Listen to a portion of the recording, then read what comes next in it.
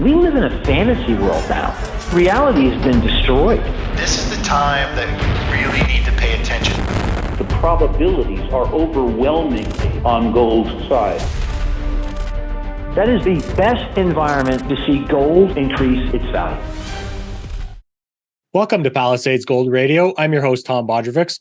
I have the distinct honor and pleasure today to welcome Mike Maloney, the founder of goldsilver.com, host of Hidden Secrets of Money, former Rich Dad, Poor Dad advisor, and best-selling author to the show. How are you today, Mike? I'm doing great. How are you doing? I'm excellent. Like I say, it's a real honor to be able to welcome you to the show. Of course, we're going to be speaking today about your new book, The Great Gold and Silver Rush of the 21st Century. But I want to start by, kind of thanking you for being very instrumental in a lot of, really my education coming up when I was much younger through this space, finding the hidden secrets of money and the production quality, the ideas that you present in it, I think were really helpful. And I've passed that on to hundreds, if not thousands of people at this point. Well, thank you very much. Yeah, the Hidden Secrets of Money is a great place for people to start down this road.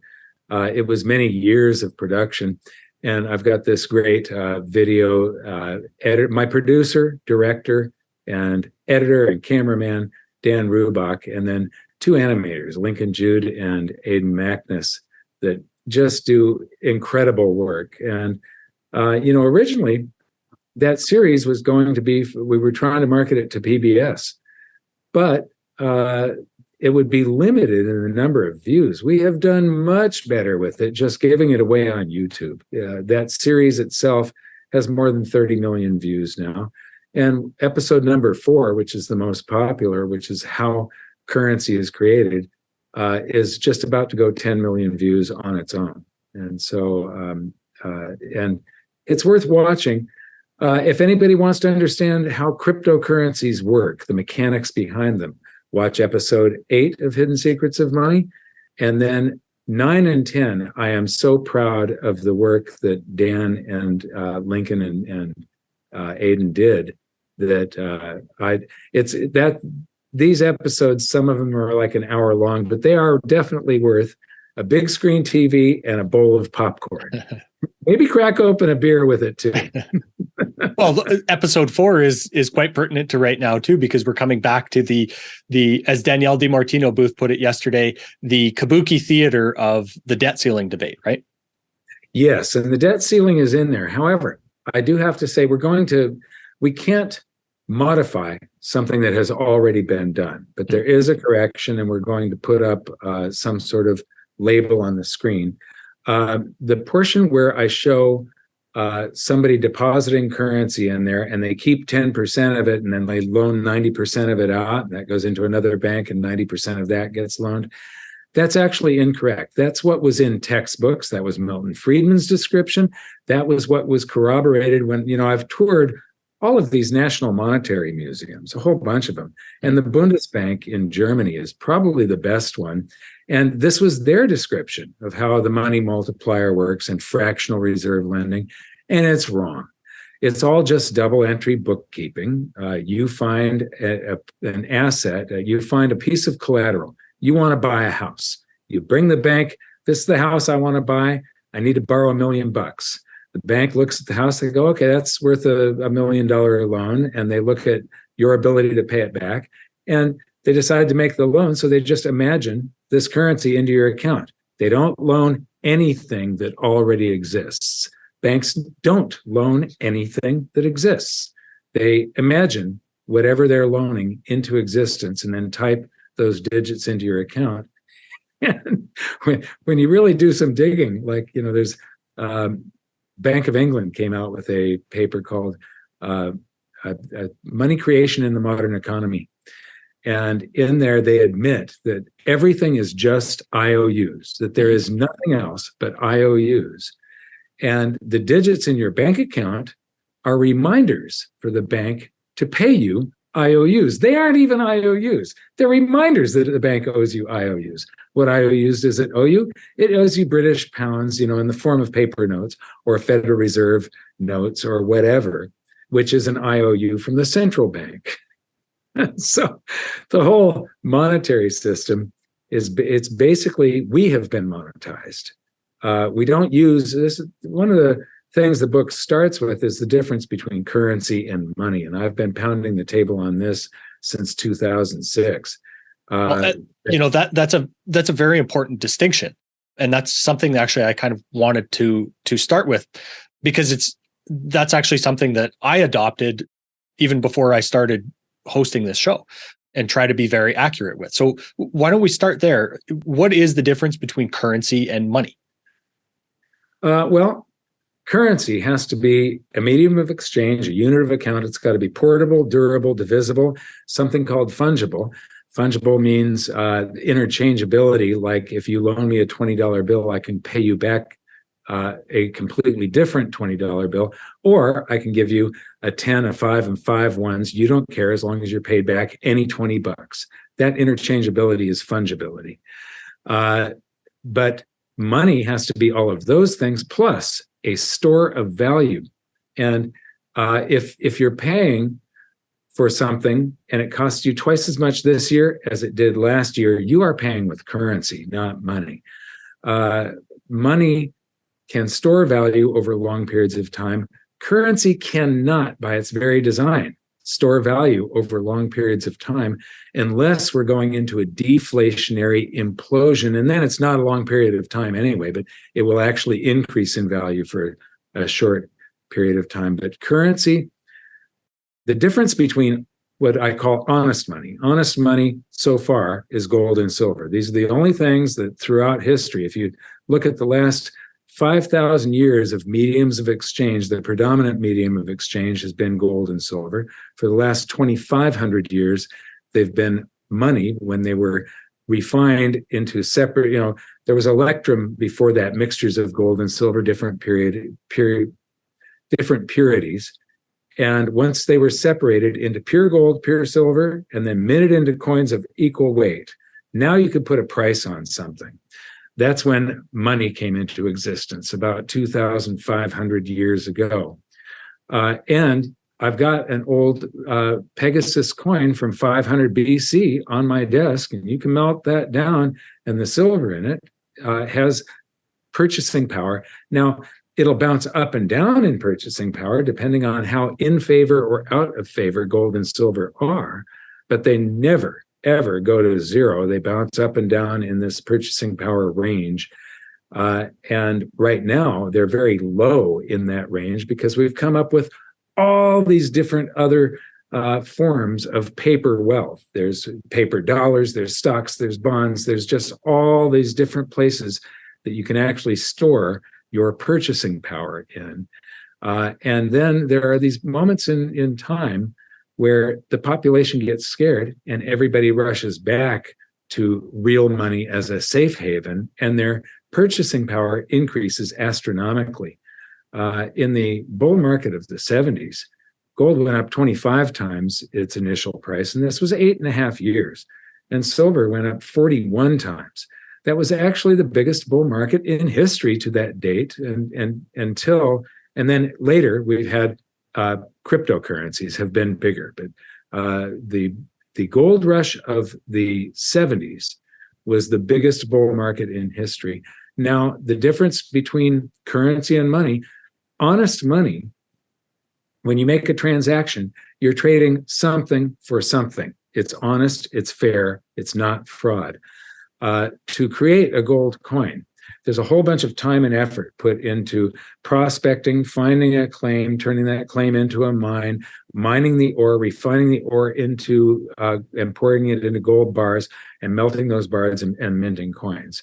For you to acquire enough coins, say to buy a house, you put in an equivalent amount of work that at whatever pay scale you're at equals the amount that it took to make that coin. Otherwise, they won't make the coins.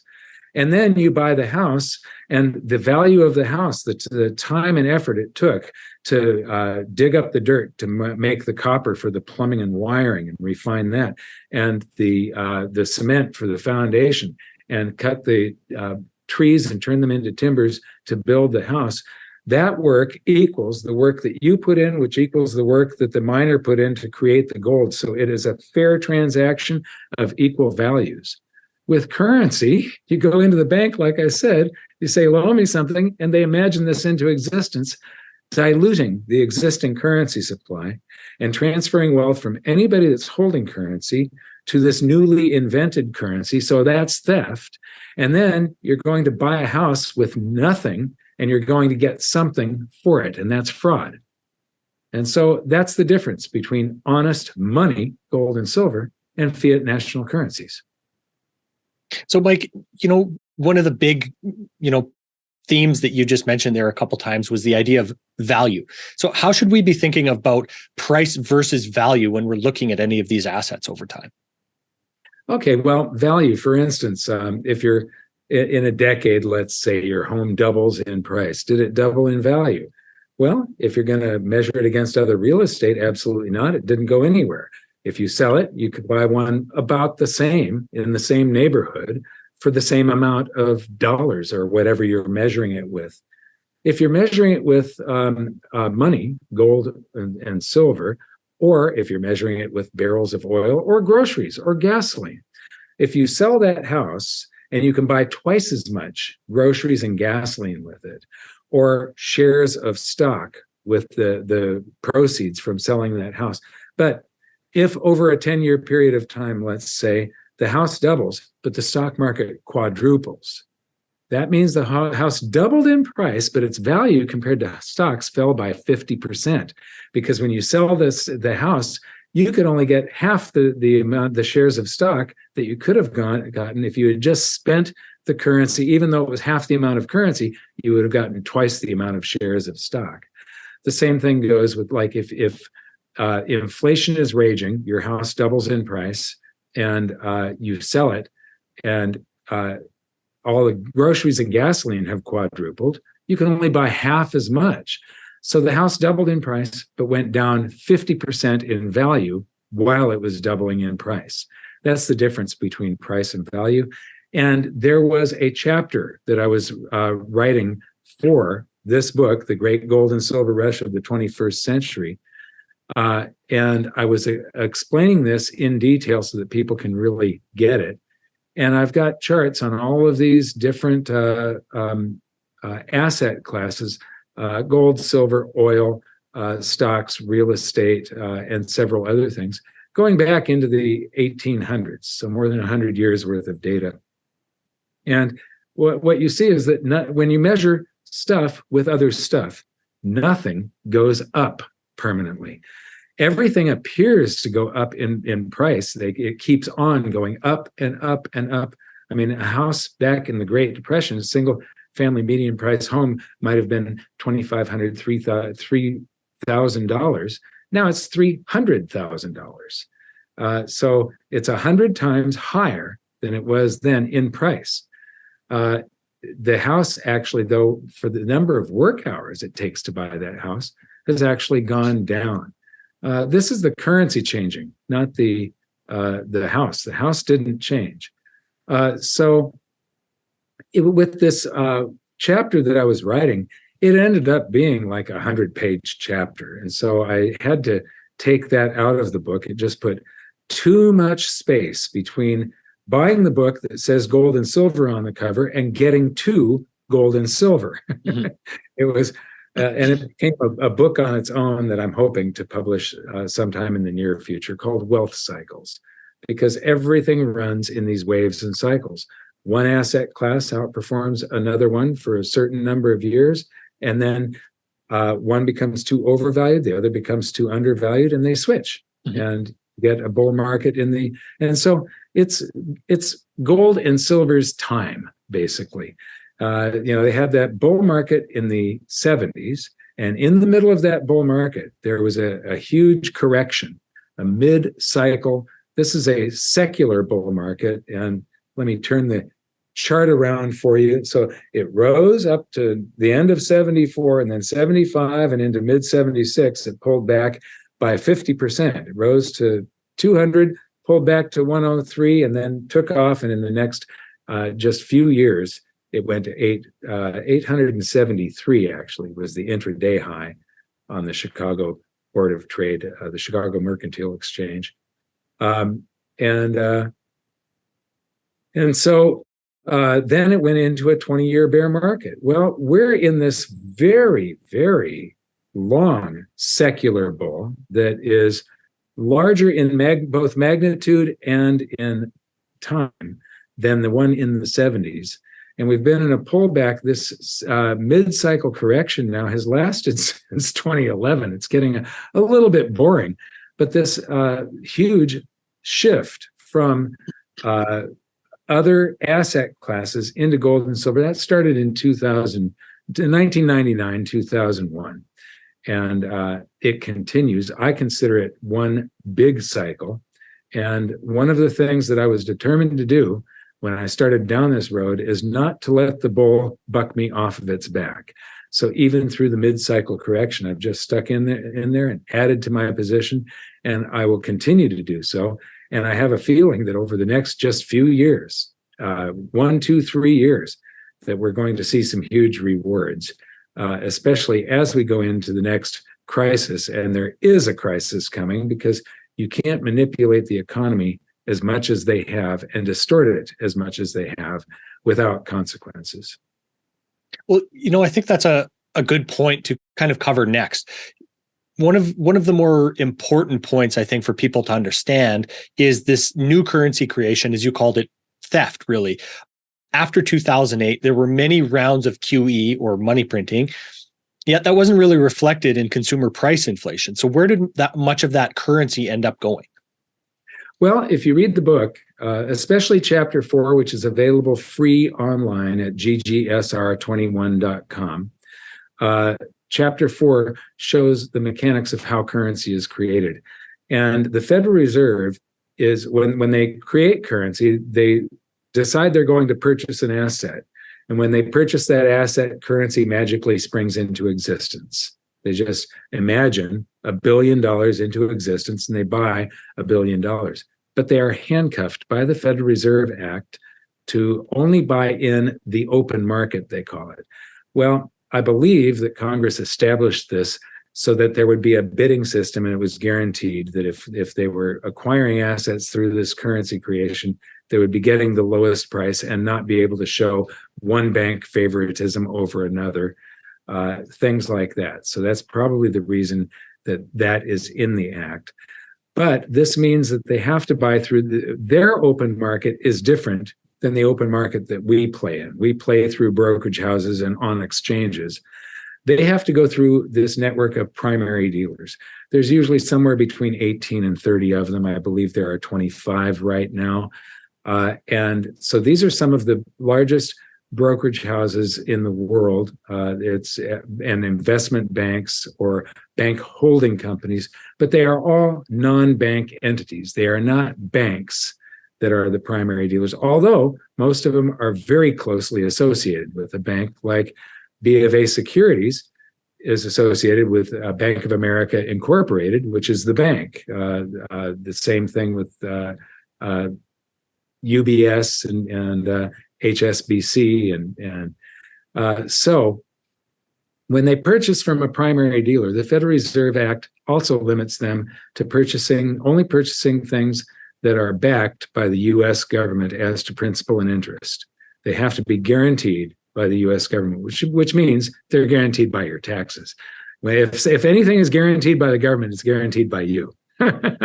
Well, not you're in Canada, but a little different situation, but same thing. Same thing, yes, yeah. Right. Anyway, that means they're restricted to buying U.S. Treasuries and mortgage-backed securities that are guaranteed by Fannie Mae and Freddie Mac against government-sponsored entities. And so they're buying through these brokerage houses, and they're buying these assets. The primary dealers also deal directly in the Treasury market. They also, one of the requirements for them to be a primary dealer is that they have to show up at the Treasury auctions and make a market in Treasuries by bidding on them at competitive rates. And so the Federal Reserve wants to create $1 billion and stimulate the economy, they tell the primary dealers, I'm looking for $1 billion worth of US treasuries. And the primary dealers come back with bids, and they're buying either from the Treasury or from the open market. They can buy from an exchange or another brokerage house or a pension fund or whatever. But the point is that all of this newly created currency is going directly into the markets. It's not going out to Main Street, it's going through Wall Street. And so all of the currency creation that we had from 2008 to 2018, 10 years of currency creation, only stimulated, they were having trouble creating inflation, yet they were creating vast amounts of currency, but they created enormous inflation in the stock market. When base currency rose by 10, base currency is the currency that the Federal Reserve creates. There's two forms. There's bank reserves, and there's the currency in circulation, the paper notes that we have in our wallets. The paper notes were the vast majority of base currency. I believe it was under $1 trillion worth of currency in circulation back in 2008, and only about $40 billion in bank reserves, the base currency that is used only between the banks for interbank settlement. The public never sees or touches that currency. It's like a whole separate monetary system. But that's what the Federal Reserve creates. The rest of it, the stuff that we use in our bank accounts and stuff, is all bank credit currency created by the banks whenever we take out a loan. So when the Federal Reserve creates when they buy an asset from a primary dealer, if they're trying to stimulate the market through QE, they can't pay the primary dealer because the primary dealer doesn't actually have a bank account. It's a non-bank entity. So they pay the primary dealer's bank, the correspondent bank, they call it. And then they instruct the bank to create bank credit currency. So for every dollar worth of stimulus that the Federal Reserve does, it used to all be either cash or vault cash was the currency that the Federal Reserve created.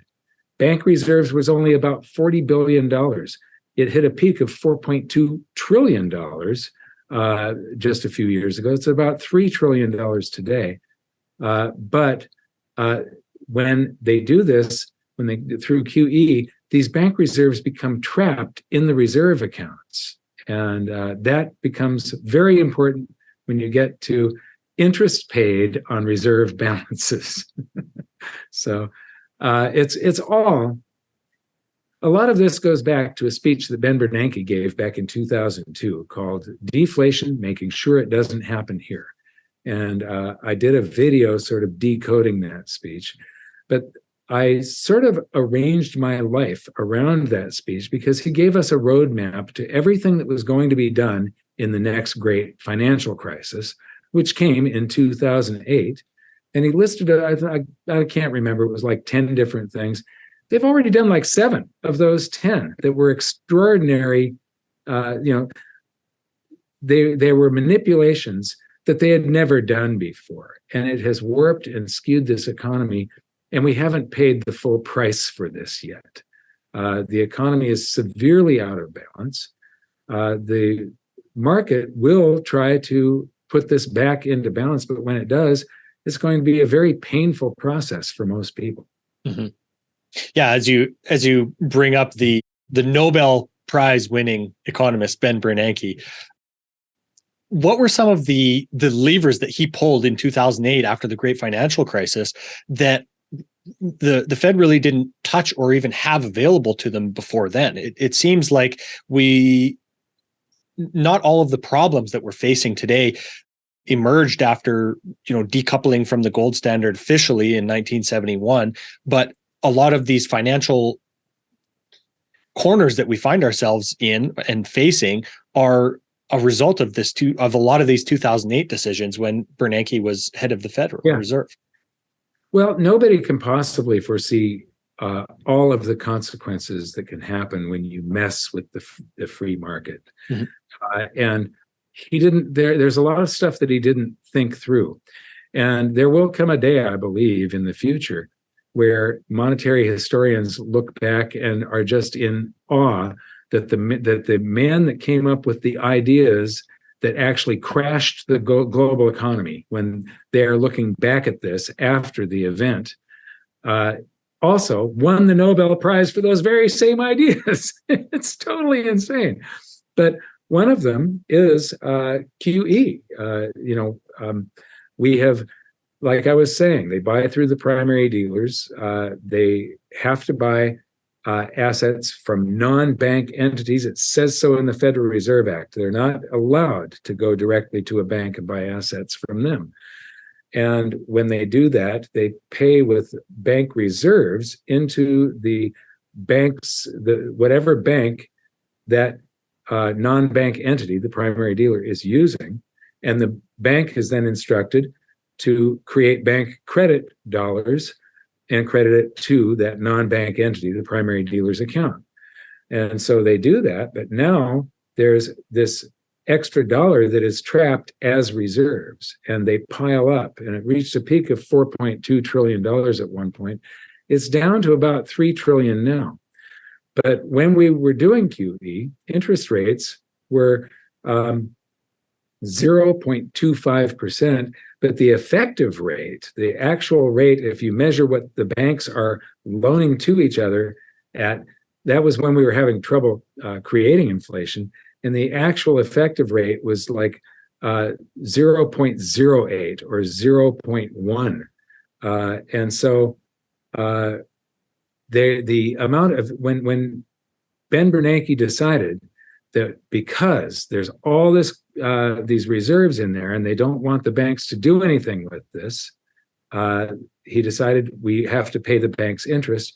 This does give the Federal Reserve another method of control over the currency supply when they're paying interest on reserve balances. But it also comes right out of our pockets, the taxpayer. Right now, we're paying the banks. Ben Bernanke gave them this currency. The banks didn't even want it. The banks do want it once it started paying interest. When it wasn't paying interest, it wasn't an interest-bearing asset to them. When we started paying interest on reserve balances, at that point, this was something the banks really want, because it reigns right now. If you take the Fed funds rate at 4.6%, and there's $3 trillion of reserves out there, we're paying the banks $11.5 billion every single month. What could you do with an extra $11.5 billion a month? So we're paying this to them. It's very high power currency because the banks didn't do anything to earn this. They didn't have to have an employee, a desk, pay for power, computers, internet service, all of the stuff, that they would normally, the expenses that they would have to earn this currency. So we're paying them, it's about $130 billion a year. Now, where is that coming from? How does the Fed pay this? Well, they can't just create the currency. People think, well, they'll just print it. No, they've got a balance sheet. For every liability, which is the currency they create, they have to have an asset. So they buy an asset and create currency at the same time, and they've got an equal amount of both in their balance sheet balances. The Fed has profits. Where do the profits come from? All of the assets that they buy pay interest, mortgage-backed securities and U.S. Treasuries. However, according to the Fed's charter, the Federal Reserve Act, it's supposed to first deduct all of its expenses and then pay all of its stockholders, because it's got stockholders because it's not part of the government. It's a government creation. It's government sanctioned, but it is not part of the U.S. government. It's owned by all of its member banks that have to buy stock in the Federal Reserve. So it pays them a 6% dividend, and then whatever is left over goes to the Treasury every month and pays it. It helps to either reduce the amount of deficit or pay down the debt. If we've got a budget that is in balance, it'll pay our national debt down. Well, that isn't being paid to the Treasury. Instead, it's being given to the banks. And that means that the Treasury then has to issue more bonds to make up for what would have been a cash inflow to them. And that means when they issue bonds that you've got to pay for it with your taxes in the future. So the bill all comes to the taxpayer for this free. And Ben Bernanke didn't think this through. So when we are doing QE, we're creating massive quantities of currency, and the banks end up with all these excess reserves just stuck in the system. And then when we stop QE and act like Jerome Powell acting really tough, he's going to do a Paul Volcker and raise interest rates above the rate of inflation and get tough on inflation and break the back of inflation. But when he does that, it just starts raining free currency on the banks. And that is what has caused, I believe, I put it in my book, and this was all finished like last October, and we were in a bear market at the time. And if you look at the indexes like the S&P or the Dow, there is a downtrend that was hitting this line. Well, it broke above the downtrend, and that's a very positive sign. And I had predicted that because that is one of the side effects of raining free currency on the banks. Is that some of it flows into the markets. Mm-hmm. I think Ben Bernanke is the one that is most responsible for the jam that we find ourselves in today. And this is a predicament. It's not something that we can get ourselves out of without a giant crisis. Mike, I think if we could spend a little bit more time on the idea that the Federal Reserve isn't making their remittances to the Treasury. That's a relatively new phenomenon. There's a chart that you have in the book, and we've touched on it before on the show, where the Federal Reserve is making their, in some way, like installments to the Treasury, and all of a sudden it's just gone through the basement. What is the importance? Month after month losses just stacking up as the interest rate goes up.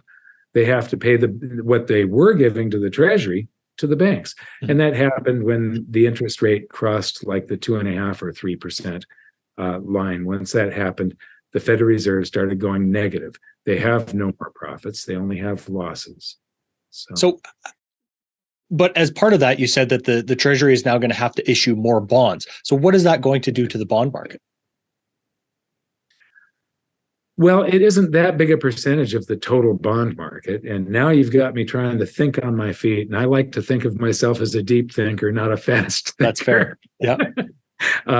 I could think about this problem for a while and try, because the way I think about things, I try to see a whole system and how everything flows. Because one of the things about Keynesian economists is they really think that you can stick a straw into outer space and suck in economic energy. And you can't. It's a closed loop. And whenever you create currency, you're stealing purchasing power from elsewhere in the economy. It's this was the big blunder that John Maynard Keynes, there's chapter 2 is called Dumb Mistakes by Smart People Can Make You Stupid Rich. And that is based on John Maynard Keynes's idea that all the government has to do is, whenever we have an economic downturn, just create a bunch of currency and do deficit spending, and it'll lift us up out of that economic downturn. Well, that purchasing power has to come from somewhere. The thing about Keynesian economics is it sort of views the true wealth of society, which is all the goods and services that we create for one another, they view that separately from the currency supply. And they think the currency supply is wealth in and of itself, and it's not. It's a tool. It's a temporary storage device for value, and it's a medium of exchange in the fact that it's a unit of account, so you can put a price on something, and then you can use it to make a trade and temporarily store value. And then you're going to buy something else with it later. Our goal in life isn't to accumulate a whole bunch of currency. It's to put a nice roof over our heads, drive a nice car, be comfortable, and to eat nice food, and so on. And so that's the true wealth, all of those things. And I interviewed Steve Forbes years ago, and he said, that currency is a claim check on real stuff. And he compared it to a coat check. When you go to a nice restaurant in a cold area, there's always a coat check right near the front door where you can check your coat. They give you a claim check. And Steve says the Federal Reserve thinks that if they print more claim checks, more coats will appear. And that is exactly the misconception that Keynesians have. And this is your opportunity. The opportunity wouldn't exist without this horrible blunder that we are all following down this road with all these Keynesian economists. And there's also a piece in the book where, in chapter 2, where the Keynesians are about to get a schooling. They're going to get a schooling from the Austrian School of Economics, because it's like voodoo economics compared to real economics, in my opinion. Mm-hmm. We're touching on so many different topics, but I'd like to kind of stick with a little bit of that, the inner workings of the Fed and the Treasury for a little bit. While doing research for the book, you came across an anomaly when the Fed started buying mortgage-backed securities that you've come to call Doppelganger Dollars. So what are the steps involved in the creation of these double IOUs? Okay, so now in there, I also said I may be wrong on this. And there is a process in there that suggests that I might be wrong. So I put that in there. It's another reason that the chapter is free online at ggsr21.com, is because I may be changing the chapter later if I find, because the thing about writing a book, you have to put a lot of effort into it, a lot of work to make sure you're right. Because if you're wrong, you're going to be wrong forever. If you're wrong on some article you write for the internet, it's like putting this thing into a 200-mile-an-hour wind. You write the article, you put it out on the internet, and it's gone the next week, and it doesn't matter if you were wrong. You've got a whole bunch of chances to be right again. But if you're wrong and you put it in a book, you're wrong forever. So it's a great discipline. Robert Kiyosaki wrote a book called Teach to Learn, because if you're going to teach something, you had better know it. Mm-hmm. Anyway, so getting back to the Doppelganger Dollars, you find a house that you want to purchase, and you go to the bank and you say, I need to borrow $1 million, and they imagine $1 million into your bank account. You pay the seller, you've now got the house. The bank has a lien against the house as the collateral for the loan. Those dollars that you paid the seller are now out in circulation. The bank then takes that the loan and will spin it off and sell it to some brokerage house or some entity that will package it up into a mortgage-backed security. Then the Federal Reserve comes along and says to one of their network of primary dealers, we want to buy some mortgage-backed securities. They go and find that mortgage-backed security that also contains, it's got a whole bunch of loans packaged up in it, but one of those loans is your mortgage. And they buy that and they pay with base currency. And so the base currency is credited to the bank's reserve account of the bank of that primary dealer. The bank then creates a bank credit dollar. So now there's 2 bank credit dollars in circulation out in the public and $1 of base currency in bank reserves that got created. Now, every bank has a balance sheet, and the balance sheet has to balance. If the bank that's got your loan originally, the originating loan, if somebody buys that from the bank now has an asset that is gone. That loan is their asset. That's gone. The other side of the balance sheet is the cash that they had created. So when they get paid cash for it, that cash really should disappear off of the bank's balance sheet as well, and M2 shouldn't change. However, if you refer to the next chapter, the $7 trillion theft, not chapter, but the next part inside chapter 4, I think it's part 5 of chapter 4 or part 6, the $7 trillion theft, you'll see the Fed's balance sheet, the Fed owned assets, which is mortgage-backed securities and U.S. Treasuries, minus the ones that are used to back the currency in circulation. So because you have to take that out because that currency is in circulation, it's not in deposits. And there is this huge gap. Normally, in the society we lived in until 2008, loans and leases created the currency. And so you would have loans and leases on this chart going up, and deposits would be just above that. There's a couple of other things that can create currency, but it's very, very minor. So it would be these two lines tracking each other. And so then suddenly in 2008, they diverge. Deposits kept on growing. Loans and leases shrank and then started to recover. But there is a $7 trillion gap. The Fed's assets were $9 trillion and 2.1 is the currency in circulation. So $7 trillion is this gap between deposits and loans and leases. It's like a third of the currency supply has, the currency supply, an extra 50% was created on top of what already existed above loans and leases in QE.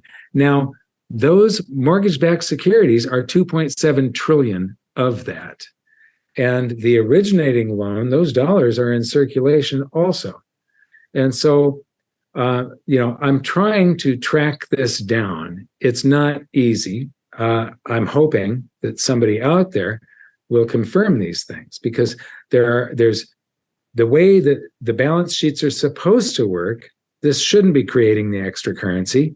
But if you look at the gap between loans and leases and deposits, something created that amount of currency, and it's out there in deposits. Mm-hmm. And so I'm trying to reconcile that right now. I may end up modifying chapter 4 in the future. That's one of the reasons it's online. The other reason is chapter 3 is online simply because somebody that really, really knows charts doesn't necessarily have to cover that chapter, because it's about how to read charts and how charts can be used to lie to you, to skew your perception.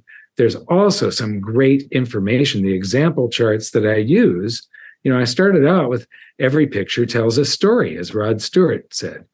And a chart is a picture of numbers. And I'm fond of saying, if a picture is worth 1,000 words, then one chart can be worth 1,000,000 numbers, because that's all it is. You're taking numbers and turning it into a picture. I'm dyslexic. The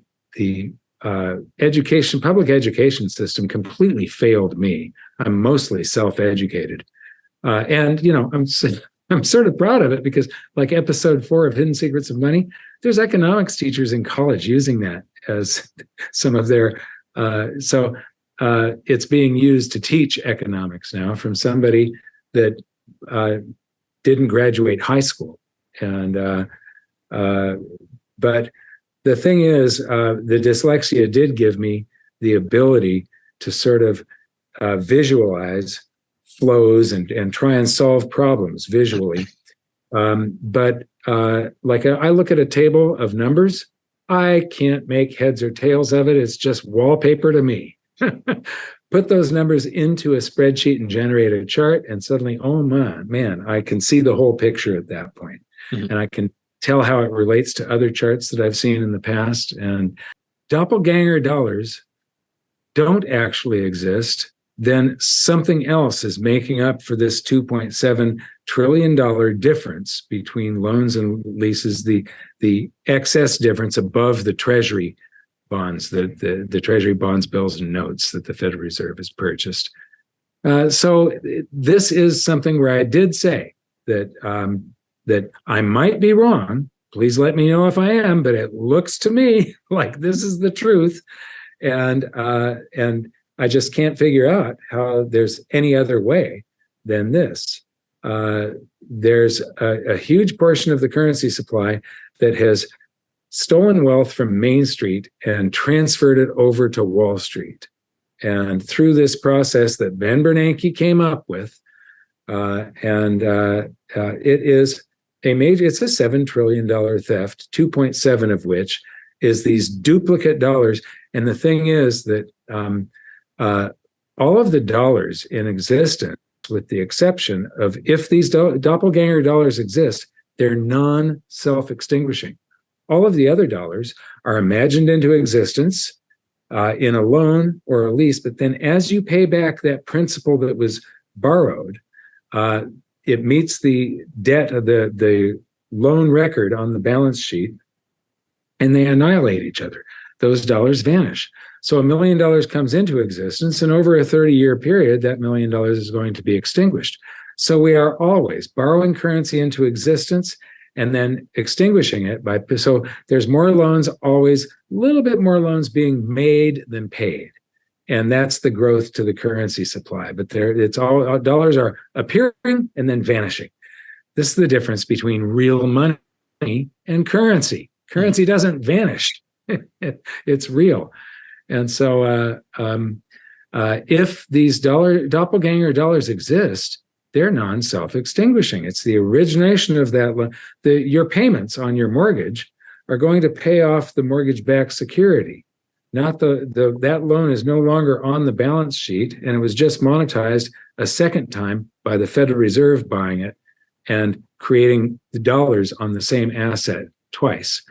If it's true, this violates the foundations of accounting, and so I'm not positive, but the evidence is there that says that this is probably true. Otherwise, I don't know where this other $2.7 trillion, and it's right there on the Fed's balance sheet as mortgage-backed securities.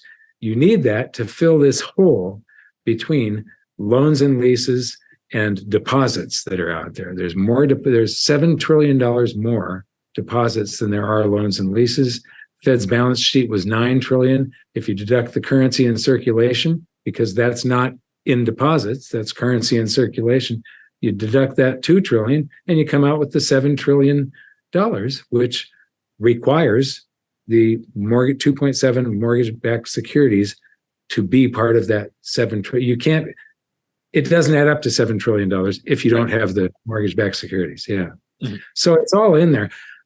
Chapter 4 is one of the most important things if somebody can read that and comprehend it, and that's the reason I broke it down. This has been rewritten so many times. In fact, I'm so glad I took it out of the book. This was all done the book was going to be published in October, but because of paper shortages and cardboard shortages, we couldn't get the printer to print it. And then once it was printed, it's been a nightmare dealing with Amazon to try and set up an Amazon store and get these shipped and everything else. But when I wrote this, I wrote it in Microsoft Word, and we did it in 8.5 by 11 format, double spaced. And when we put it into the spacing to put it on a book page, it ended up to be a very large book. And with this is all color. This is a very high quality book inside. That's actually what struck me as well. All the charts are color, everything. Yeah. The titles are color. It's beautiful. Right. And you can see even the quality of the paper is very high. And so it's not a cheap book to produce. And it was going to end up being $50 or $60. And so I had to cut a lot out of it. And two of the things that were one of them that was expendable is the tutorial on charts, chapter 3. But I think people should read it. I think they're going to be highly entertained. And there's going to be a couple of things in there about correlations, and when a section called the axes of evil, where you can put axis on two sides of the chart and you can create a chart that lies to people. Mm-hmm. So you need to know how your perception can be skewed. You need to know the difference between log and linear charts and so on. But chapter 4 covers the mechanics of the monetary system, how wealth has been transferred from Main Street to Wall Street, and how it is ripping our country apart at the seams and creating all this wealth disparity that people are blaming on capitalism. It's not capitalism. It is the modern monetary system that does this. It's just part of the mechanics of it. And Ben Bernanke, his ideas have really shown this. And when you get down to the chapter called Reverse Robinhoods, how the Federal Reserve and the monetary system steals from the poor and middle class every second of every day and gives it to the wealthiest people on the planet, it shows what's in people's checking accounts and the different aggregate, the portions of the population, like the bottom 90% and the top 10%. And when you see the wealth transfer that has gone on since 2008, this is tragic. And it is something that is creating all of this division that you see in the country. And the backlash can be something, if there is, there's this socialistic backlash happening right now. There are certain age groups where socialism is more popular than capitalism. If I could interrupt for just a second, Mike, I literally, right before this interview, there's a new stat out. It's 4 out of 10 Canadians. I don't know why they didn't simplify it to 2 out of 5, but 4 out of 10 Canadians from the ages of, I believe it was 18 to 25, would prefer socialism as their economic system. All I've got to say is name a socialist society that has worked. It's been tried so many times in the past, a few dozen times in the last century. The USSR was the United Soviet Socialist Republic. China under Mao. This is, when Karl Marx wrote the Communist Manifesto, he used socialism and communism interchangeably. It meant the same thing when he wrote that. Now people think that socialism means Sweden for some reason, and it doesn't. The former prime minister of Sweden had to come out and say, no, we are a capitalist society with a lot of social programs, but our economy is based on capitalism. And it's the only thing that has created prosperity throughout the world. And there is a think tank in Canada called the Fraser Institute, and they publish an annual report called Economic Freedom of the World. And when you take there's 165 or 70, 167 countries that now produce reliable economic data. And you take the size of their government compared to the GDP, the levels of their taxation, the fairness and lack of corruption in the court system, the soundness of their currency, whether it's being debased rapidly or whatever, the ability to trade in freedom of trade, the ability to go anywhere on the planet, buy, sell, import, export, invest in anything you want, and bring back the proceeds without a bunch of barriers, taxation, duties, and regulation. And then the regulation of all of the markets, the labor market, the capital markets, but especially small business. You over-regulate small businesses and you crush an economy. But you put all of these things into a spreadsheet, you hit sort, and what you find out is that the countries that are the most, they separate it into 4 quartiles. The top 25%, those people live almost 15 years longer than the bottom 25%, where the government is trying to provide everything. Venezuela is at the bottom of the list. North Korea isn't even on there because you can't get economic data from North Korea. But Venezuela used to be way up near the middle. And since Hugo Chavez took over in the late 90s and then Maduro, they've dropped down to the very bottom of the list. And the average Venezuelan has lost 19 pounds over that time period. Socialism causes shortened lifespan, and it causes more poverty and death. And the backlash to what the Federal Reserve is creating with this currency creation, QE, and this wealth transfer that it causes from the middle class and the poor to the richest people on the planet. I'm really afraid of this wealth transfer, because if socialism wins out, I can almost guarantee that all of our lifespans are going to be shorter. Just download Economic Freedom of the World and read it. This isn't somebody's opinion. This is Microsoft Excel just taking numbers and spitting them back at you, and it shows that capitalism wins. The whole mission of Hidden Secrets of Money, and my mission, is to enlighten the world that maximum prosperity can only be achieved through individual freedom, free markets, and sound money. And this is the absolute truth. And you can look at this throughout history. You can measure one country against another, and it just keeps on being proven true time after time. Mm-hmm. Like when we're talking about the amount of currency that was pushed into the markets and the lack of consumer price inflation that it ended up causing, let's say after the great financial crisis, by what metrics can we look at the current financial environment and try to understand if we are in an everything bubble, as you noted earlier?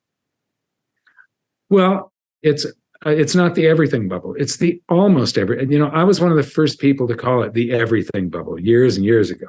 Mm-hmm. And then I realized, wait a minute, gold and silver aren't in a bubble. They're undervalued compared to these other assets that have climbed so much. You look at the currency inflows into cryptocurrencies, into real estate, and into the stock market, and gold and silver are lagging.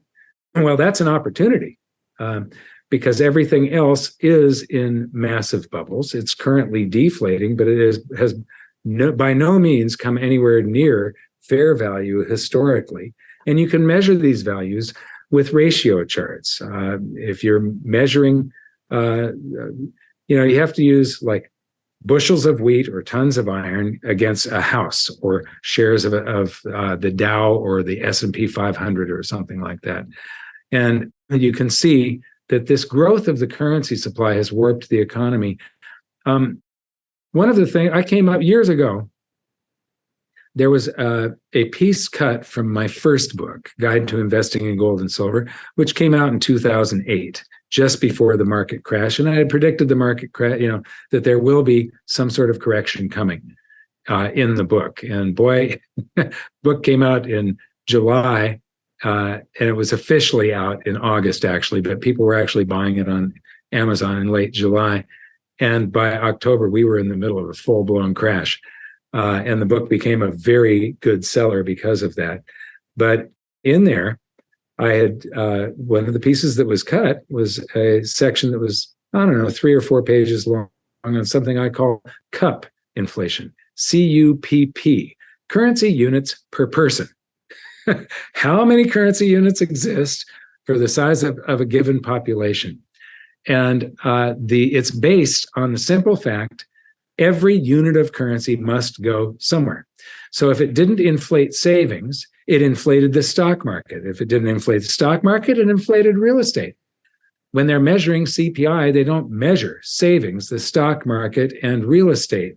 They're only measuring the items at the grocery store and your gasoline and things like that, consumer items. And so when they create currency, there is something called the Cantillon effect. Richard Cantillon, it was 18 something. He came up with this theory that when new currency is created, it inflates the sector that it flows into first. And he was absolutely right. And that is what has happened, because quantitative easing can only be done through primary dealers, and they are restricted to buying government guaranteed securities. That means that the markets have to inflate first. If the Federal Reserve also, so that's quantity of currency. The other thing is cost of currency, interest rates. If you take interest rates down, what does that affect most? The banks then create a whole bunch of loans for real estate. And so it increases the currency supply by us borrowing currency into existence. And so the two things that have inflated during this whole episode since Ben Bernanke came up with QE and took interest rates down to zero back in 2008 is everything has flowed into those asset classes first. Now some of it is flowing out into retail goods and services at the same time that the government decided to send everybody checks directly. And so the Federal Reserve buys an asset. They buy cash flow from our future taxation, which is an enslavement tool. We all have to work and pay future. I mean, if you asked everybody to just volunteer, I'd gladly pay 10% of my income. But the way they've got the reason I'm down in Puerto Rico is because of the special tax advantages that Puerto Rico has down here. When I was in California, there were a couple of years where my total tax bill was more than 50% of my income. And I left. California lost an employer that was employing numerous people. And I moved down to Puerto Rico. And so every unit of currency has to go somewhere. When the best measurement of inflation is how many units of currency exist for the number of people and divided by the goods and services that they can buy with it. So the quantity of goods and services. So Milton Friedman's equation really didn't have the number of people in it, but it was the quantity of currency times the velocity of the currency, how often it's circulated, equals price times GDP. So the price of stuff times the amount of goods and services. And that was his license plate on his car. And it's part of the quantity theory of he said money, but it's the quantity theory of currency. Mm-hmm. And I believe it's over the long run, it's absolutely true. Recently, I wrote something called an open letter to Keynesians. And I was saying, I can't remember the exact numbers now, but it was like, if quantity has nothing to do, because Keynesians will argue that it isn't the quantity, and if it has nothing to do with directly with prices, how come over the long period of time that something in the United States that is a $10 combo meal at a fast food restaurant is $10 in the United States, or a unit, I just said measured in each country's national currency. And then I just put the number 10 in the United States, 130 in Japan, 3,200 in South Korea, and 70,000 in Venezuela, and then a base model Volkswagen Golf, 30,000 in the United States, and I believe it was like, I don't know, 300 billion or something in Venezuela. It's all quantity. I was amazed when I went to Colombia, and you end up paying millions of pesos to take a cab from the airport to your hotel. And that is quantity that did that. And so the Keynesians need to explain that the next time they come up with this idea that they can just expand the currency supply and it's going to fix everything. How come a country that is I've got a $1 Zimbabwe note. Now, when Rhodesia became Zimbabwe, I believe the exchange rate was $1.56 for one Zimbabwe dollar. So the Zimbabwe dollar was had 50% more purchasing power than the US dollar. So I've got a 2007 $1 bill from Zimbabwe that would purchase something, and a 2008 $100 trillion Zimbabwe note that would, by the time they got printed in Germany and landed in Zimbabwe, they were worthless. And so I bought these bricks of them where it was bundles of $100 trillion bills, and wrapped in this brick of 10 of these things or 20 of these things.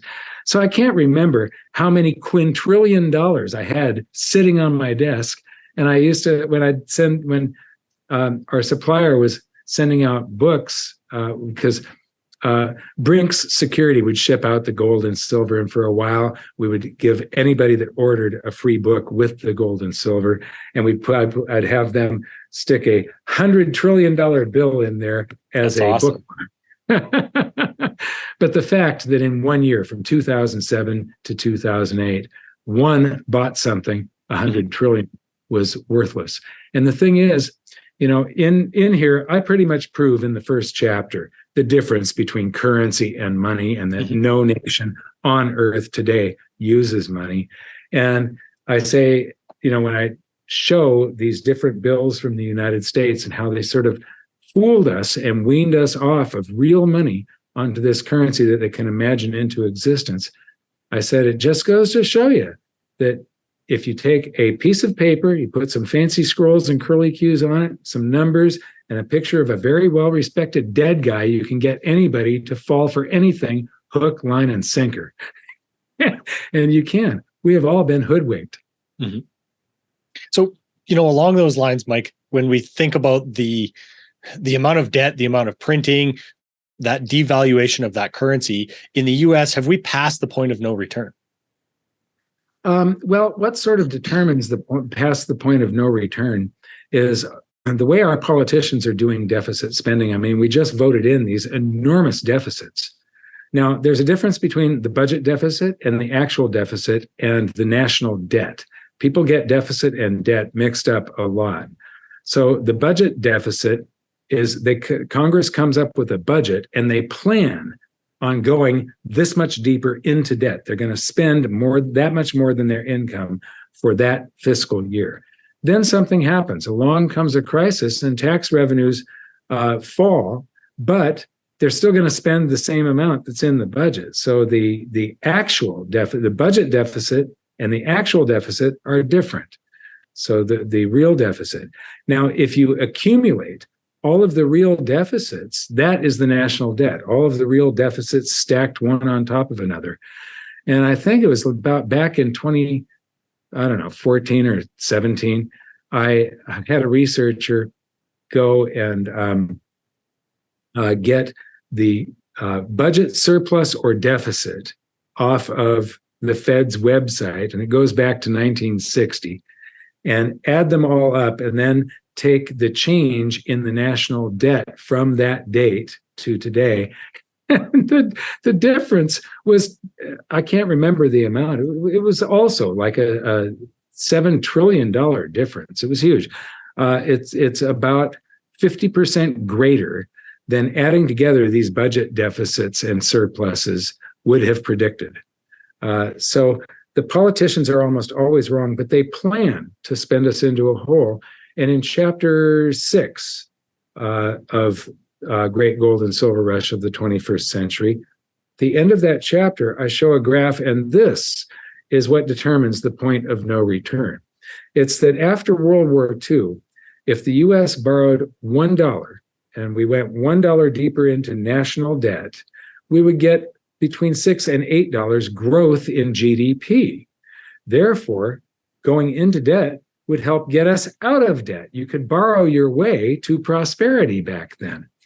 But as we increase the national debt, the cost of interest payments goes up, and we've come from a time where people were very debt averse in the private economy, and people built things like businesses and real estate, and then all of the kids inherited this in the 70s, 80s, 90s, and learned that, especially since interest rates were coming down through that time period, that you could then refinance this stuff, pull a bunch of cash out and do something else with it. And so as a society, we've gone deeper and deeper into debt. But just there's a chart at the end of chapter 6 that shows that now, when it's been this constant downtrend from borrowing $1 and having $8 of GDP. Now, when we borrow $1, we get 50 cents return on GDP. In other words, we go, and for every dollar we borrow, we're going to go 50 cents deeper into the hole. And so we are past the point of no return where we can borrow our way to prosperity. There is no easy way out of this. And people really need to read all of this and try and get, this is what I was trying to do. The reason this book is not some huge intimidating book with every fact in it, but it packs all of this very densely into the book, is so that people can read this and try and hold it all in their mind at once and see the big picture. And when you do that, you see what the outcome might be in the future. Because you've got all of the facts that are the basis that create the future. Mm-hmm. So, as you say, we're really past the point of no return here, and obviously, you see gold and silver being real solutions to this and beneficiaries of that shifting wealth cycle. Do you see clues that smart money or large entities see the tide of gold and silver of the gold and silver rush and are accumulating these metals?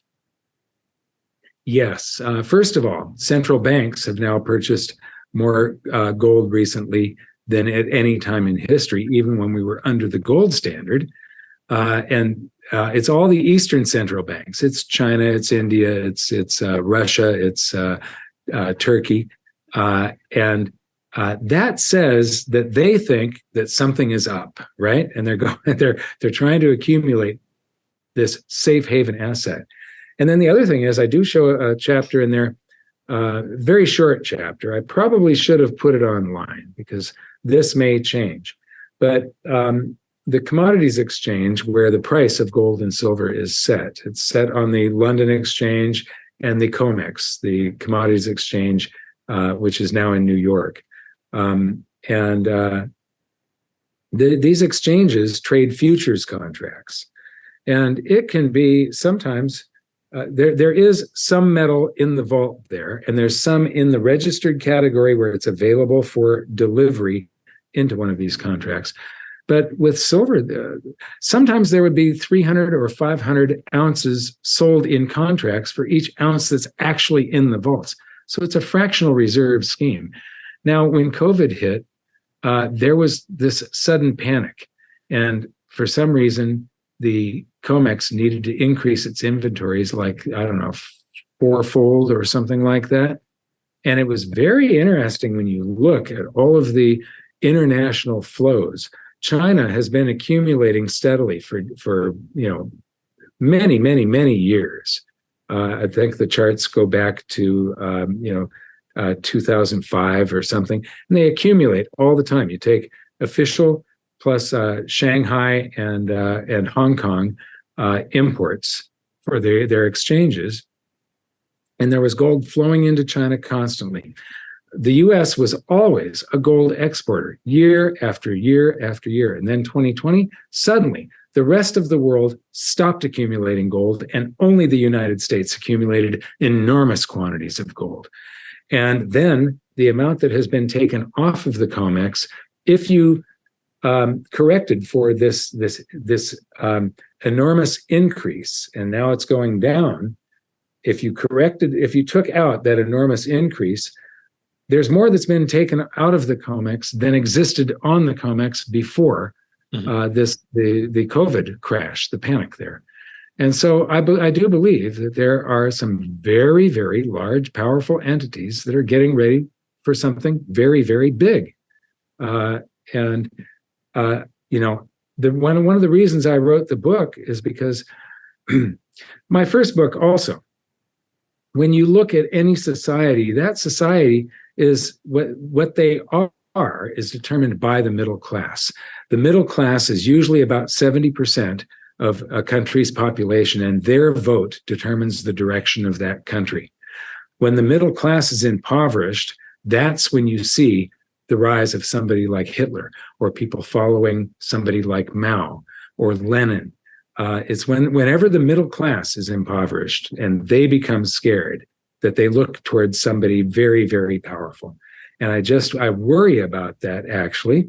And so I wrote my first book to try to prevent that, to try to get as much gold and silver into the hands of the middle class, something that rises, because gold and silver they're almost the anti U.S. dollar stock market, bond market. They rise. You look at when the war in Ukraine started, gold and silver, when they geopolitical tensions, they are the crisis hedge. They're not necessarily an inflation hedge or this hedge or that hedge. They are a crisis hedge, and they're the place that you can rely on it. Everything else requires the performance of a counterparty. Gold and silver are the only thing that you can buy, take delivery of, and even real estate. If you want to sell the real estate, you've got to transact through a bank. There's escrow and all of that. An ounce of gold is just something that you own. It's not like if you own a stock, that company has to do well and not go bankrupt. And then There's the stock exchange and your brokerage house that also have to perform their function for that to have any value. In a crisis, are all of these things going to be there? Gold and silver that you own outright will be there. It's guaranteed, and that's one of the reasons all of the Eastern central banks are starting to accumulate in such quantity. You know, it's interesting that you bring up that example of the beginning of the conflict in Ukraine. You also use the words unaffordium and unobtainium when describing the day that everybody wants these metals, or, you know, worse, a catastrophic situation, a terrorist attack, something like that. I actually did an interview with a gentleman from Russia, one of the listeners of our show, right after the war started in Ukraine. And he used those same words of unaffordium and unobtainium. He couldn't get gold, he couldn't get cash, but he, you know, going through the education of learning about the things that you and I both talk about, he was more prepared, and he was grateful for the fact that he did have some gold and some silver and some cash on hand. Yes. Well, when I talk about unaffordium and unobtainium, part of what I'm talking about in that chapter is that if you wait until the very end, until you absolutely need these things, that's when it becomes very, very difficult to get and very, very expensive to get. We have at goldsilver.com, we've got a very high rating as far as customer service goes and all of those things, delivery. But whenever there's a rush, our rating goes down. Why? It's a business. We've got a certain number of employees, and then suddenly the business increases tenfold during a crisis, and we can't ramp up. We can't just instantly call in 10 times more employees to service everybody. It's like, you know, you go to your supermarket and there's parking for 100 cars. What happens if one day 1,000 cars all want to show up at the same time? Mm-hmm. People can't get in the doors. There's not enough shopping carts. That is the situation. And so you can't say, oh, well, you know, people used to ask me when I thought this would happen, when the crisis will happen. And I would try to answer, well, you know, it could be this long, could be that long, and this could trigger it, and so on. And then a business associate took me aside after a couple of years of watching this and said, Mike, you know what they're really asking you? And I had no clue. They're asking you when it will happen so that they can say, well, notify me and I will buy then. Until then, I want to stay in the stock market and gamble in this area. Well, you know, even just 10% of a portfolio in precious metals, first of all, precious metals has outperformed the S&P 500 and the Dow Jones since the year 2000 by about 300%. It's been the best performing asset class of this century. We have been in a mid-cycle correction since 2011, though, that we haven't completely gotten out of yet. So it depends on when if you want to start measuring it from 2011, it's been a poor performing asset. If you want to measure it from the bottom in 2015 or the bottom in 2001, it's an excellent performing asset. But for this century, it has beaten the stock market, it's beaten bonds, and it's also with this performance. Like I have a tube of 20 gold eagles where I paid $325 each for these things, and right now they're about $2,000 each. And so that was a great investment, and it's something that I can actually hold in my hand that has no counterparty risk. Even if the internet went down, if there was no power, if we had a EMP bomb, the electromagnetic pulse bomb disrupt the internet and the power grid, or a mass coronal mass ejection, or whatever you call it, I can't remember, that just wiped out the power grid. Gold and silver still work. They're still there. And you can put them in your pocket, and you can go across borders and things like that. You're supposed to declare anything over $10,000 of value, including gold and silver. However, Canadian maple leaves and U.S. gold and silver eagles have a face value on them. And customs is supposed, I can't guarantee it. So I'm not saying that this is the way that each government is going to look at it. Mm-hmm. But I got a letter from a determination from the government of Canada, and then one of the coinage acts says that these are supposed to be respected at face value. And I do know instances where people have crossed a border with like $400,000, but the face value of those, that was the retail value of those coins, but the face value added up to less than 10,000 because a U.S. gold eagle says $50 on it, and it's worth almost 2,000. And a Canadian maple leaf, I think, this is a silly part.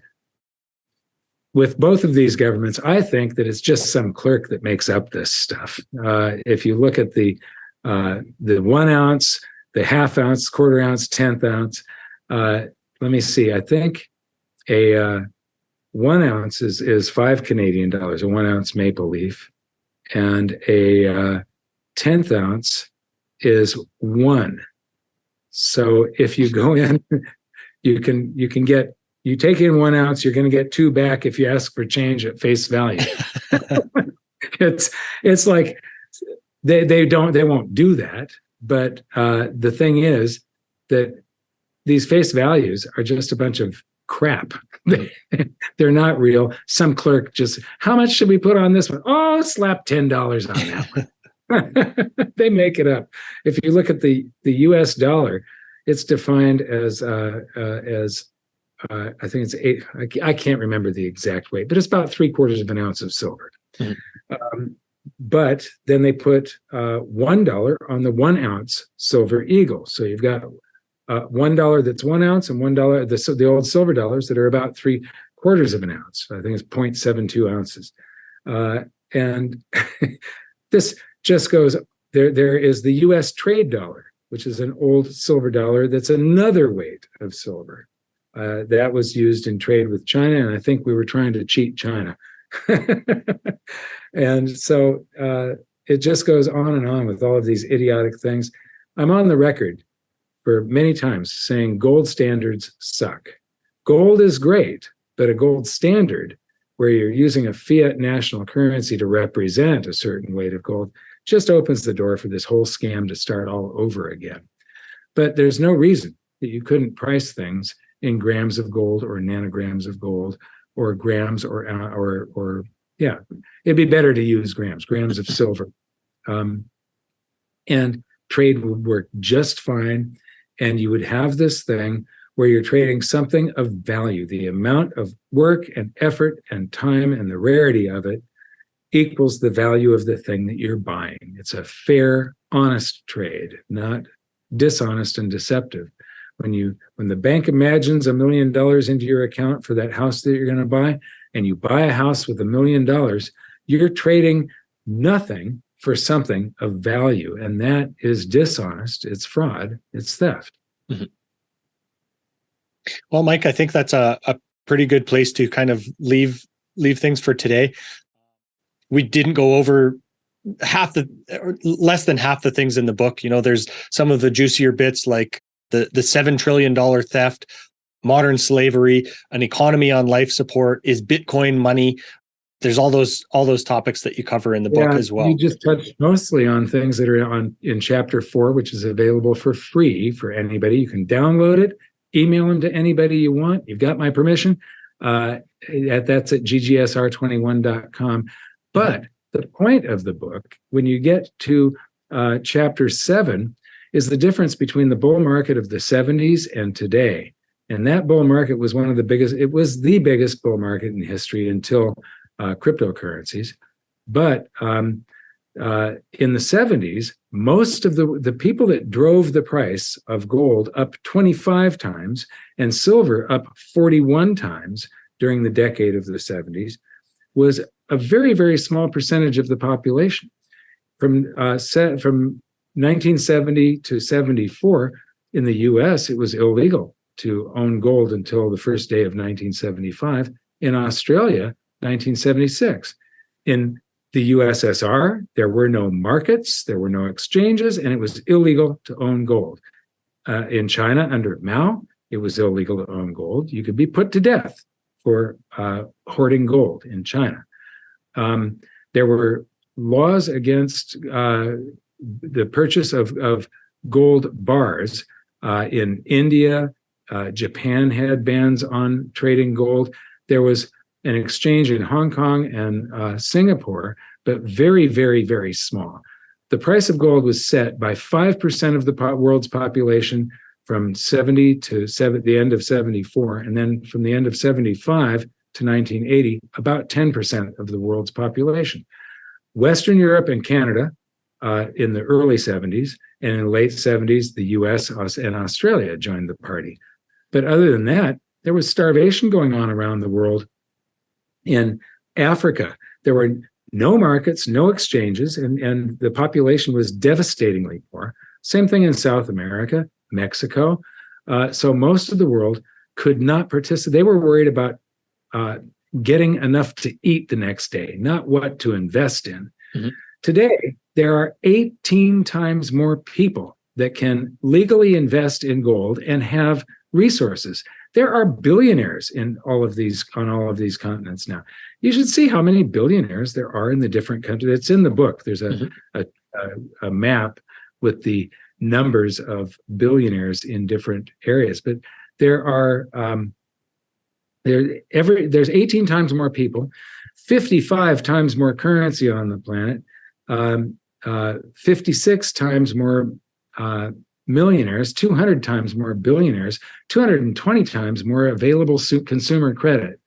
And when people get scared, all of that is going to try and chase this same safe haven asset, and the amount of gold that's available has only doubled wherever. So there's about 25 times more units of currency that should come chasing gold and silver this time around than when they chased gold and silver in the great bull market of the 70s and drove gold up 25 times and silver 41.